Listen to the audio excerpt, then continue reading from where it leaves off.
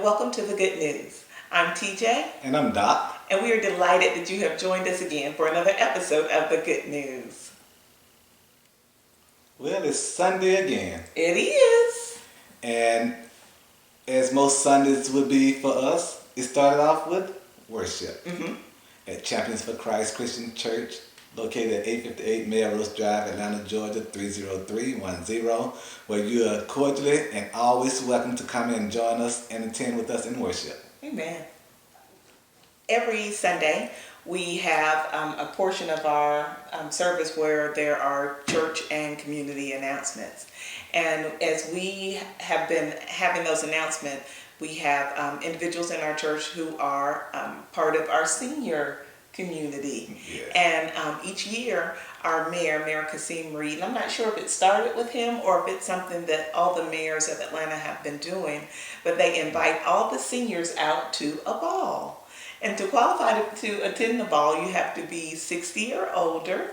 And they come and they spend the night. They dress up in their After 5 attire. And this year it was hosted at the Marriott Marquis, and last year it was at the Hyatt. And so they just really make a really big deal for the seniors and invite them out. They have dinner and dancing and a night of fun with the mayor. You know, I have an out with that senior being 60 and above because AARP starts you off at 50. So, I think, the mayor is discriminating against some of the younger seniors.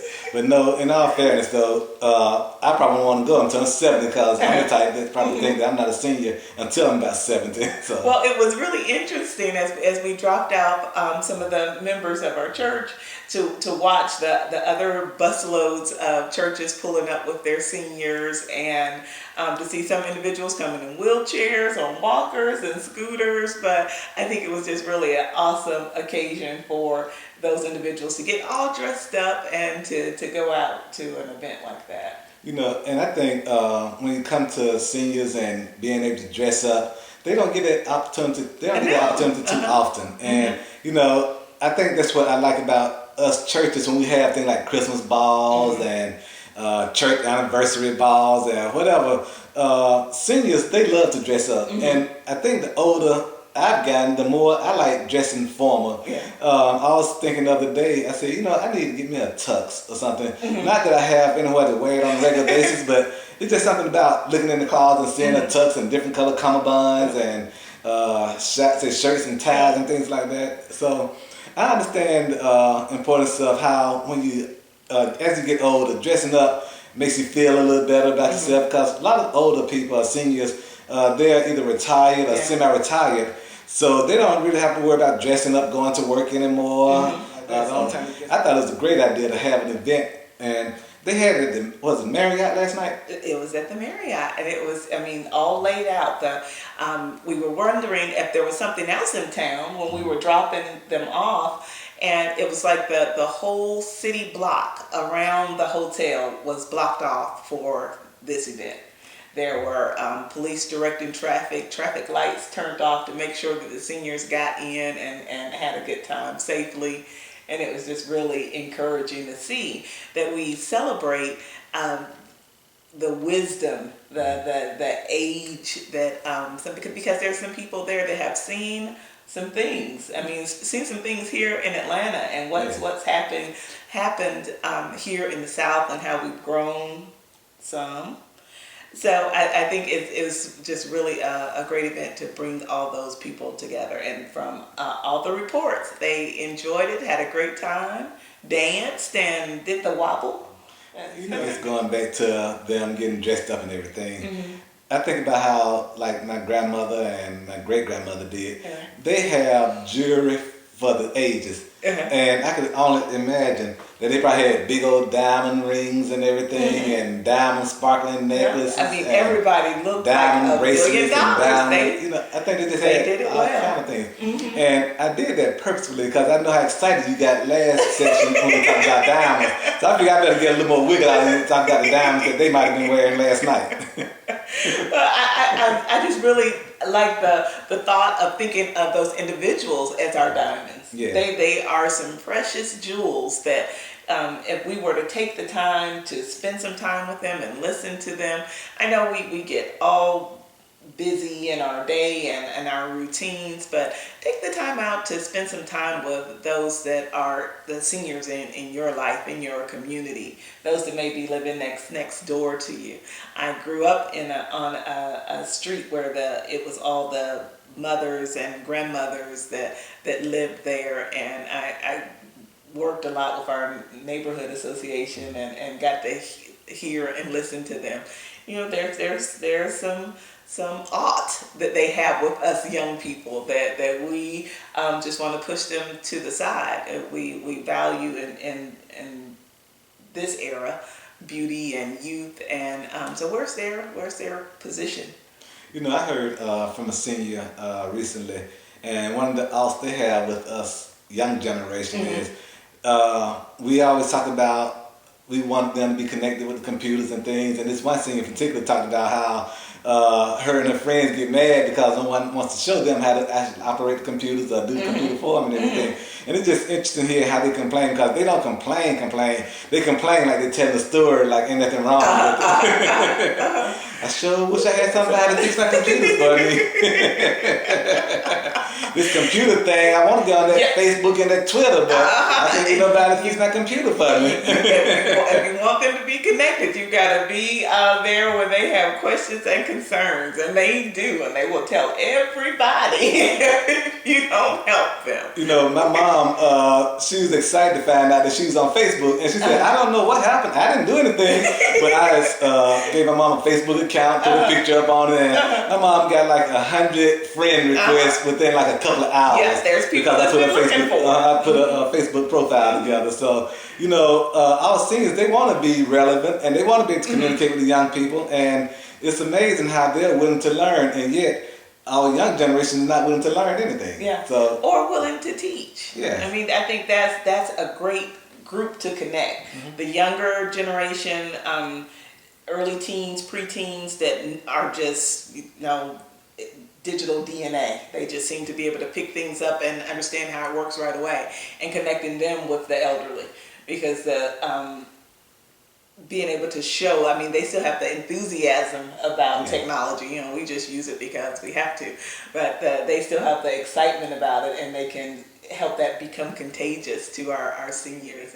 And I'm excited for them, especially the opportunity for them to learn social media and things like that. Can you imagine the seniors who normally are home during the daytime on Twitter and Facebook, just sending tweets and Facebook likes and posts to each other, as opposed to just sitting at home looking at TV and filling out crossword puzzles and getting some getting some interaction with their grandkids and their neighbors and things like that. That's a great opportunity for churches, as a matter of fact, to get information out by utilizing the seniors during the day and during the week to actually post on their church Facebook accounts and Twitter accounts and things like that. Now you're going to put them to work. They just want to have fun. They're having fun, and they're talking about the Lord and talking about their church, and it will probably replace the afternoon phone calls talking about what sister or brother so and so did. They probably just put it out on Facebook now and like it. We have to make sure they understand that once you post, it's out there. Well, it's Sunday. What does Sunday mean for Sunday means we have our spirit segment. Okay. I'm very excited about it. So I talked to you some about it earlier this week as we were driving. So I think about all the books behind us. So you guys see about half of the books, and they go to the floor and nearly to the top of the ceiling. And so then there's 2 other bookshelves on each side of those. So we have a lot of books, and a lot of them about how to do something, how to get better at this or that. And so I thought about all the self-help books and those that help you find your better this and be a better person and find out who you are. And as I thought about that, I think if we were to just take a little time in silence,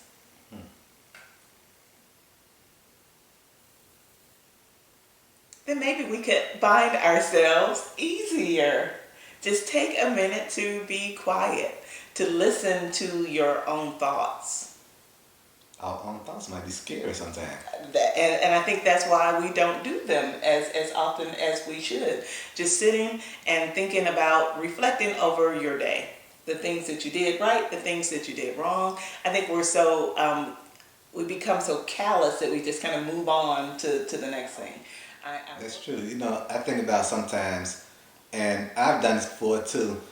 You come home, first thing you do, you either turn on the TV or you turn on the radio or you pick up the phone. Yeah. It's like being afraid of silence for some reason. We need a You know, soundtrack to our everybody wants life. some, everybody wants some sound going on. They Yeah. want something. They Yeah. have to have music playing, TV playing, and oftentimes miss out on the opportunity of hearing God speak to their heart through silence. Yeah. And a lot of people miss out often because they don't have enough silent time.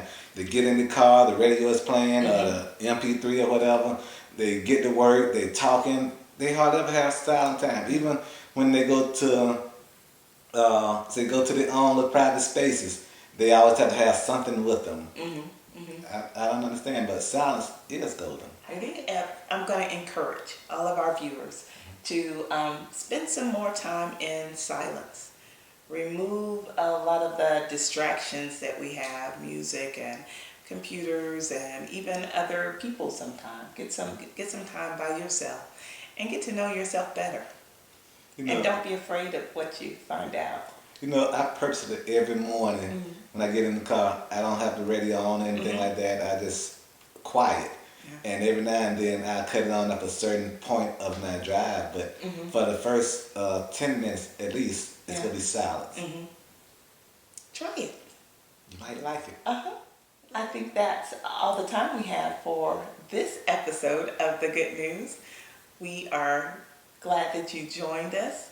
We are just overwhelmed by the responses on Facebook and Twitter and Google Plus. Google Plus. We are there on all those outlets as The Good News YT or The Good News on YouTube. And you know, I'm really glad for some of the responses we've been getting. Yeah. You all have really been surprising us by some of your comments and some of your responses. And keep them coming. And you know, if there's an opportunity for you to share with us a segment or anything like that that you might be interested in, we might consider it. And in doing so, tell your friends, tell your neighbors, tell your family and your co-workers about the Good News YT, because we are here because you are here. So until the next time, Good day and good night.